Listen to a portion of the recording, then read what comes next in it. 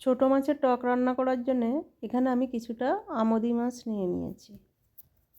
আর এই মাছটা হলো গঙ্গার আমোদি মাছ। প্রথমে নুন হলুদ দিয়ে মাছটাকে আমি ভালো করে ম্যারিনেট করে রেখে দেবো কিছুক্ষণের জন্যে। তারপরে দেখো একটা কড়াইতে আমি সর্ষের তেল নিয়েছি, মাছটাকে ভালো করে ফ্রাই করে নেব। আর ঠিক এইরকমভাবে আমি ফ্রাই করে নেব। তারপর একটা বাটিতে দেখো কিছুটা পরিমাণে তেঁতুল নিয়েছি, নিয়ে তেঁতুলের পাল্পটা আমি আলাদা করে নেব। আর এটাকে আমি ছেঁকে এর যে বীজ খোসা এগুলোকে আমি ফেলে দেব।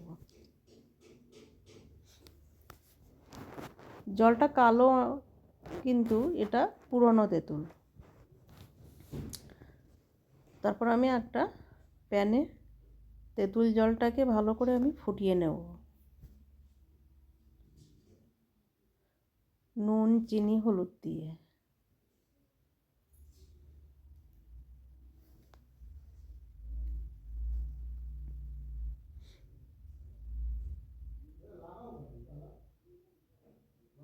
কিছুক্ষণের জন্য আমি তেঁতুলের পাল্পটাকে ফুটতে দেবো।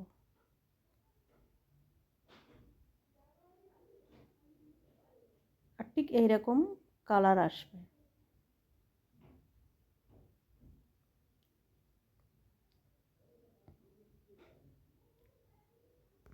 ছোটো মাছের টক কিন্তু খেতে ভালো লাগে, আর এটা 12 মাসের জন্য খুবই টেস্টি হয়।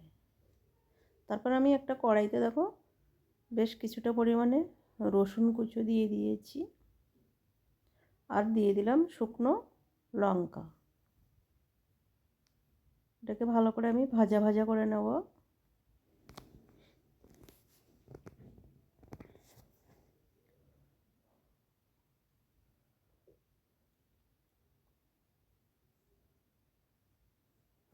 টক রান্নাতে রসুন দিলে খুব টেস্টি হয়।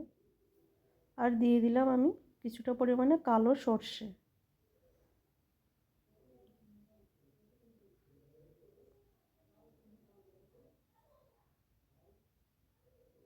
তারপরে আমি যে তেঁতুলের পাল্পটাকে নুন চিনি হলুদ দিয়ে ফুটিয়ে রেখেছিলাম সেটা আমি এবার দিয়ে দেব।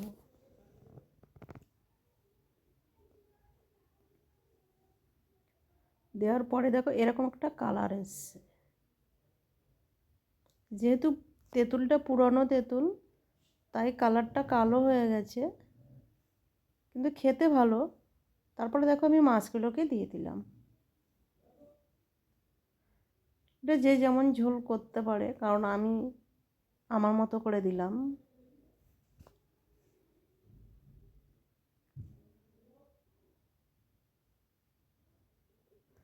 ভিডিওটা ভালো লাগলে সবাই লাইক করবে, কমেন্ট করবে আর সাবস্ক্রাইব করার অনুরোধ রইল। নমিস ডেলি ব্লগের সবাইকে স্বাগত। আবার দেখা হবে নেক্সট কোনো ভিডিওতে। ততক্ষণ সবাই ভালো থাকবে, সুস্থ থাকবে, স্বাভাবিক থাকবে। তারপর আমি দেখো মাছটাকে এভাবে সার্ভ করে নিলাম। গরম ভাতের সাথে জাস্ট জমে যাবে। এটা তোমরাও ট্রাই করতে পারো। এটা যে কোনো ছোটো মাছ দিয়ে করা যায়।